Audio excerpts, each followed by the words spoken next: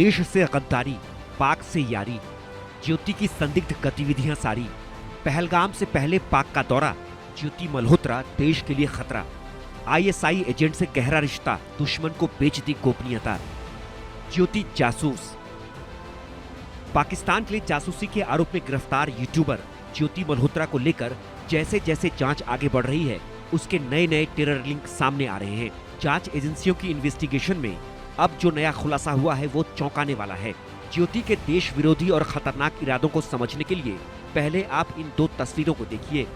ये दोनों ही तस्वीरें ज्योति मल्होत्रा को देश विरोधी गतिविधियों में लिप्त पाए जाने की तस्दीक करती हैं। पहली तस्वीर 22 अप्रैल को हुए पहलगाम हमले के बाद की है। दिल्ली के पाक उच्चायुक्त में पहलगाम हमले के बाद एक संदिग्ध युवक केक लेकर जाता हुआ दिखा। पहलगाम में आतंकियों ने 26 पर्यटकों को बेरहमी से मार दिया और दिल्ली में पाक उच्चायुक्त में जश्न मनाया जा रहा था। दूसरी तस्वीर में इसी संदिग्ध शख्स के साथ ज्योति मल्होत्रा हंसती हुई दिख रही है। तस्वीर देखकर ऐसा लगता है कि दोनों के बीच अच्छी जान पहचान है। ज्योति मल्होत्रा पर पुलिस और केंद्रीय जांच एजेंसियों की नजर काफी पहले से थी। वजह उसकी संदिग्ध गतिविधियां, ऐसी गतिविधियां जो उसके देश से गद्दारी को उजागर कर रही थी। फिर भी एजेंसियों ने ज्योति को गिरफ्तार करने से पहले उस पर खुफिया तरीके से नजर रखी। पुख्ता सबूत मिलने पर ही उसे गिरफ्तार किया गया। ज्योति मल्होत्रा 5 दिन के पुलिस रिमांड पर है। उससे पाकिस्तान के लिए जासूसी करने को लेकर लगातार पूछताछ की जा रही है, लेकिन ज्योति पूछताछ में सहयोग नहीं कर रही है। सूत्रों के मुताबिक ज्योति सवालों के जवाब देने की जगह एजेंसियों को कानून समझाने की कोशिश कर रही है। वो शातिराना अंदाज में फ्रीडम ऑफ एक्सप्रेशन यानी अभिव्यक्ति की स्वतंत्रता की आड़ लेकर बचने की कोशिश कर रही है। हिसार के रहने वाली ट्रैवल ब्लॉगर ज्योति मल्होत्रा को पुलिस ने गिरफ्तार कर लिया है। पुलिस का कहना है कि लगातार वो पीछे 2 सालों से पाकिस्तान के ऑफिसर्स जो उनके आईएसआई के जो लोग हैं, जो उनके एम्बेसी के लोग हैं, उनके साथ संपर्क में थी और भारत विरोधी जो जानकारी है वो इकट्ठा करके पाकिस्तान के लोगों को दे रही थी, जिसके बाद पुलिस ने उसको गिरफ्तार कर लिया है। गिरफ्तारी के बाद 5 दिन के रिमांड पर उनको भेजा गया है। रिमांड में कई चीज़ें ऐसी जानकारी मिली है जिससे भारत के जो एक खतरा है, जो जासूसी का खतरा था, वो बनता हुआ दिखाई दे रहा है।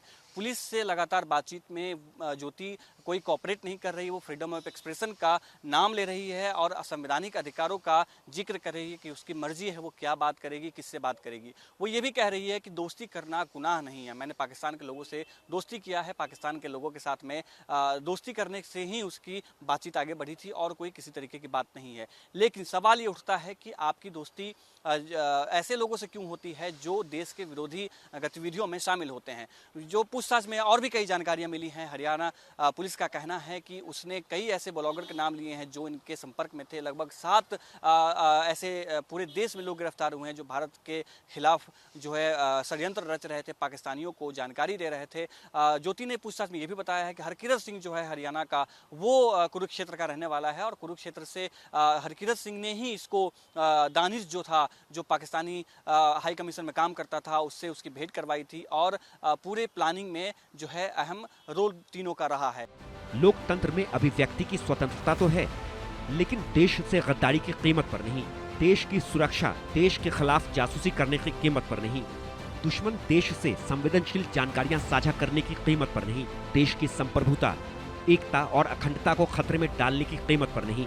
यूट्यूबर ज्योति मल्होत्रा के लैपटॉप और मोबाइल से कई अहम सुराग मिले हैं। इनमें देश की गोपनीय और संवेदनशील जानकारियां पाकिस्तान को भेजना भी शामिल है। सूत्रों के मुताबिक ऑपरेशन सिंदूर के दौरान भी सीधे पाकिस्तानी खुफिया अधिकारियों के संपर्क में थी।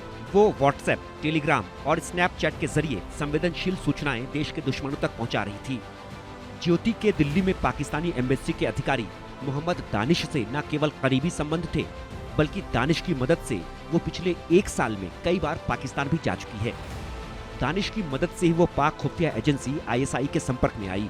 पाक खुफिया अधिकारी के साथ उसके इंडोनेशिया के बाली द्वीप पर 1 हफ्ते तक रहने की बातें भी सामने आ रही हैं। ज्योति के सोशल मीडिया अकाउंट पर ऐसे कई वीडियो मिले जिसमें वो पाकिस्तान के उच्चाधिकारियों के साथ दिख रही है। यहाँ तक कि पाकिस्तान के नेशनल डे पर ज्योति को पाकिस्तान हाई कमीशन में बुलाया गया था। जासूसी के आरोप में गिरफ्तार होने के बाद उसके इंस्टाग्राम अकाउंट को सस्पेंड कर दिया गया है। हालांकि ज्योति का फेसबुक और यूट्यूब अकाउंट अभी भी चालू है। जांच एजेंसियां उसके पैसों के ट्रांजैक्शन, विदेश यात्रा और पाकिस्तान के अधिकारियों के साथ हुई बैठकों की गहन जांच कर रही है। जांच एजेंसियों को शक है कि ज्योति मल्होत्रा के तार पहलगाम आतंकी हमले से भी जुड़े हो सकते हैं, क्योंकि पहलगाम आतंकी हमले से करीब 4 महीने पहले वो पहलगाम गई थी और कुछ दिनों के बाद उसने पाकिस्तान की भी यात्रा की थी। इसके अलावा ज्योति एक बार चीन भी जा चुकी है। उसने वहां का वीजा मांगते हुए वीडियो भी शेयर किया था। पुलिस और केंद्रीय जांच एजेंसियां ज्योति के ट्रैवल के तार जोड़ने की भी कोशिश कर रही है। ज्योति मल्होत्रा से जुड़ी इतनी सारी संदिग्ध गतिविधियां बताती हैं कि राष्ट्रीय सुरक्षा से जुड़े गंभीर षड्यंत्र में वो शामिल थी। Bureau report, India news.